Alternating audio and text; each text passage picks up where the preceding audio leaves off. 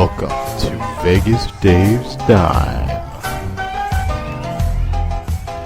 Hello everybody, Vegas Dave here. Thank you for joining me for part 4 of my series, How to Handicap Horses. If you haven't seen episodes 1 through 3 yet, make sure you watch those before continuing with this one. They are listed right below under video responses. So now that everyone is caught up, let's get started on today's subject, trainers and jockeys.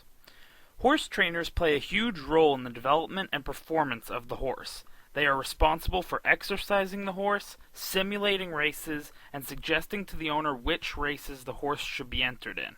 Compare trainers to coaches in sports. The best coaches know what drills to use as well as when to use positive and negative reinforcement on their players to bring out their very best. Bad coaches often stunt the development of their athletes, working them too hard or not hard enough, and the result is an athlete playing well under his or her potential. Same goes in horse racing. Top trainers know how hard to push the horse, when to let it rest, what distance to work it at, and how to gauge its potential and enter it into the right races.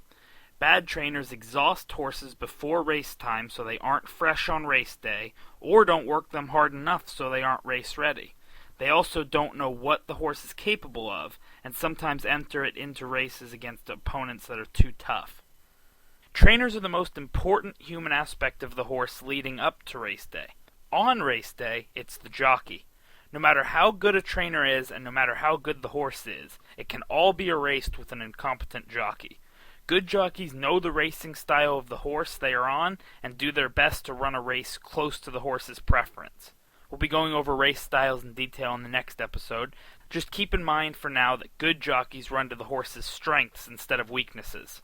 Top jockeys are also very aware of where the other horses are on the track, as well as track conditions in today's races.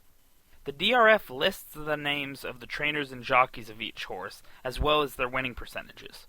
I'll show you where you can find those in a minute, but first, here's a very simple definition of these percentages. Winning percentages under 5% are pretty awful. Winning percentages from 5 to 10% are okay or decent.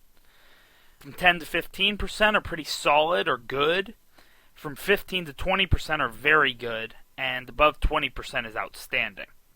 So what makes some jockeys and trainers' winning percentages so much better than the rest? There are two big reasons. First, the most obvious one. They actually are, talent-wise, the best among their peers. Number two, because they are the best, they are in high demand. As such, they can pick and choose which horses to train and ride, and starting with the best horses obviously makes them even more likely to win. You can compare this to great college football programs. Not only are they the best talent-wise, but the top recruits always come to these schools, making them even tougher to beat. So let's take another look at Zetterberg. I know it's difficult to see. I'll zoom in so you can see it clearer. I just wanted to show you where it is located. Right here on the horse's past performance is the trainer, and right here is the jockey. So let's look at the trainer of this horse. Craig DeLass has a winning percentage of 26% at this meet, and 21% on the entire year. As previously stated, 20% and above is exceptional, so I'll definitely be taking a closer look at Zetterberg in this race. Heading over to jockey, we see that Garrett K. Gomez is riding today, and has a 12% at this meet and a 19% on the year.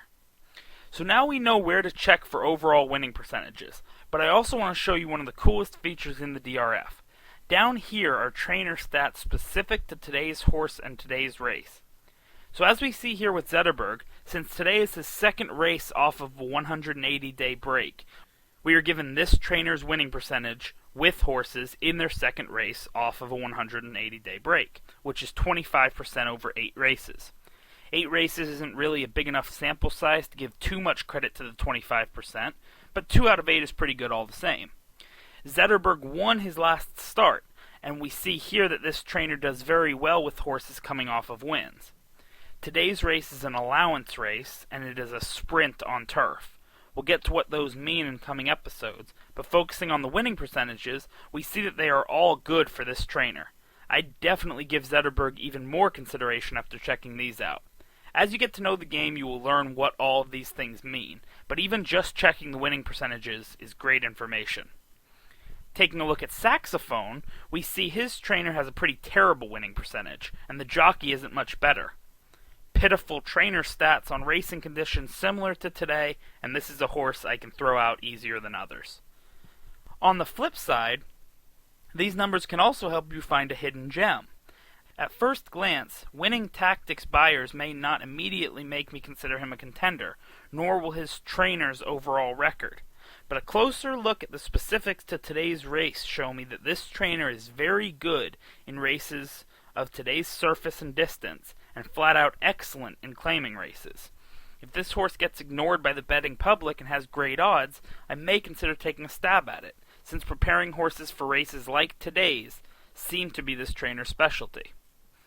So now that you know what trainers and jockeys do and where to see the stats on them, you can decide how you want to incorporate this into your game.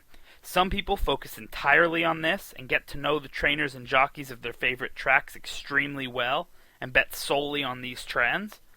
Other people write these stats off as a mere footnote.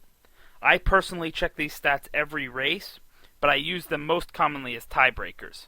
If the buyer speeds are too close to call and I can't decide between 2 or 3 horses, I will often make my decisions based on these stats. You can decide later how important they are to you, but as a beginning or intermediate player, I'd recommend getting in the habit of checking these numbers every race. Lastly, remember winning percentages aren't everything. They are a great indicator for recreational use, but if you take the time to really get to know the trainers and jockeys at your favorite tracks, you'll see that like any statistics taken at face value, some are overrated and some are underrated.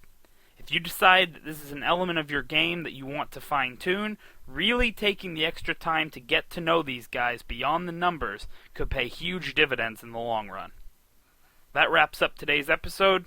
Hopefully you found it helpful and informative. Stay tuned. Next time we'll be going over racing styles and pace and what effects they have on each race.